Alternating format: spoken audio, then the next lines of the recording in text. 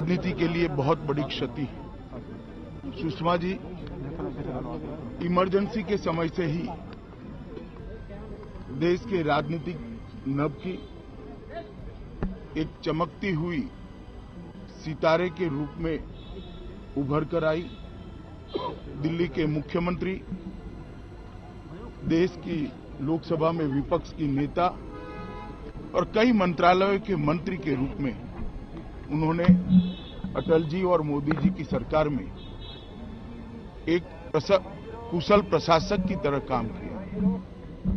विदेश मंत्री के नाते गत 5 सालों में सुषमा जी ने मोदी जी के नेतृत्व में देश की ख्याति दिगंत तक पहुंचाने का काम किया। आज उनके जाने से एक बड़ी रिक्तता भारत के राजनीतिक क्षेत्र में खड़ी हुई है, जो लंबे समय तक मैं मानता हूं भर नहीं पाएंगे। आज भारतीय जनता पार्टी के करोड़ों कार्यकर्ता और भारतीय जनता पार्टी के पूरा नेतृत्वगण और व्यक्तिगत तौर पर मैं भी सभी अत्यंत दुख के साथ सुषमा जी को विदाई लेने के लिए अपना मन तैयार कर रहे हैं। मैं प्रभु से प्रार्थना करता हूं उनके परिवारजनों को ये आघात को सहन करने की शक्ति दे और स्वर्गीय सुषमा जी की आत्मा को चिर शांति प्रदान करे। विकसित कर लिया था। तो आज भी आप देखते हैं कि उनके प्रति विभिन्न राजनीतिक पार्टियों की एक हार्दिक श्रद्धांजलि आई है। इसमें बनावट नहीं है। उन्होंने देश की डिप्लोमेसी को, वैसे कूटनीति कहा जाता है, पर उन्होंने उसे केवल विदेशों तक सीमित नहीं रखा, आम आदमी के साथ जोड़ दिया। और बहुत सी ऐसी बातें जो विदेशों में हमारे भारतीय नागरिकों को तकलीफ देती थी, उसका उन्होंने निराकरण किया। किसी ने उनको चिट्ठी भी लिख दी या ट्वीट भी कर दिया तो उन्होंने उस पर ध्यान दिया। ये बड़ी बात थी।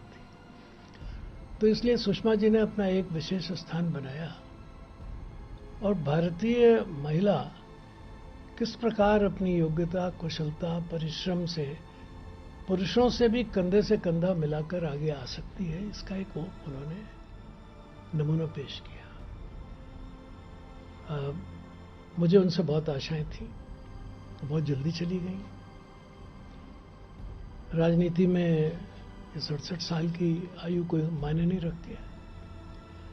मैं अब ये समझता था कि थोड़ा स्वस्थ वो हो जाएंगी तो अभी देश को उनकी आवश्यकता है, वो उसके लिए आगे कदम बढ़ाएंगी।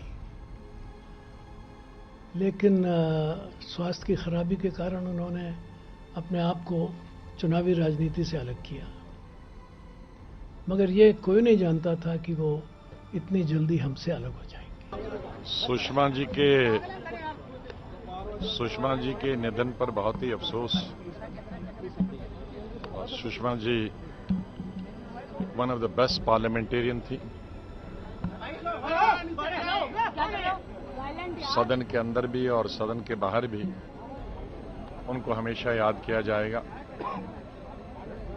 मैं इनको यूथ कांग्रेस के ज़माने में से जानता था और वो जब 25-26 साल की उम्र में हरियाणा से चुन के आई थी, 77-78 की बात करता हूँ। और तब से हमारे संबंध भाई बहन की तरह थे और उनके मरने तक वैसे ही हमारे संबंध रहे। चाहे राजनीतिक तौर पर हम कई दफ़ा टकराव होता था, लेकिन वो टकराव हमारे जो पर्सनल रिश्ते थे भाई बहन के, उसके बीच में कभी नहीं आया। और कई विदेश की यात्राओं में, जब 90s में मैं पार्लियामेंट्री अफेयर्स मिनिस्टर था और वो विपक्ष में MP थी, और कई पार्लियामेंट्री डेलीगेशंस मैंने बाहर लिए, तो हमें कई दफ़ा खाने पीने उठने, एक ही मंच से बोलने का और भारत की बात रखने का मौका मिला। तो बहुत सारी यादें जुड़ी हुई हैं। मैं ये कह सकता हूं कि भारतीय जनता पार्टी में वो एक बहुत टॉल लीडर थी, बड़ी लीडर थी। बल्कि अटल जी के वक्त में उनके 2-3 लीडरों में उनका नाम गिना जाता था। वैसे दोबारा लीडर को मिलना मुश्किल होगा जो विपक्ष में रहकर भी या सत्ता में रहकर भी दूसरी पार्टियों के साथ बराबर संपर्क बनाए रखती थी और पर्सनल और पॉलिटिकल चीज़ों को मिक्स नहीं करती। जब पॉलिटिक्स की बात होती थी तो वो खुल के विरोध करती थी, लेकिन जहां पर्सनल बात होती थी उसमें राजनीति नहीं लाती थी। मुझे बहुत अफसोस है कि आज वो हमारे बीच में नहीं है। मैं अल्लाह और भगवान से यही दुआ करता हूं कि उनको स्वर्ग में जगह मिले और उनके पति, उनकी बेटी, उनको भगवान अल्लाह हिम्मत दे दे कि वो इस बहुत बड़े सदमे को जो उन्होंने खोया है, हम सब ने खोया है, उसको बर्दाश्त करने को मिलता है। क्योंकि इस तरह अचानक जाना जो है वो एक जैसे कोई पहाड़ टूट गया।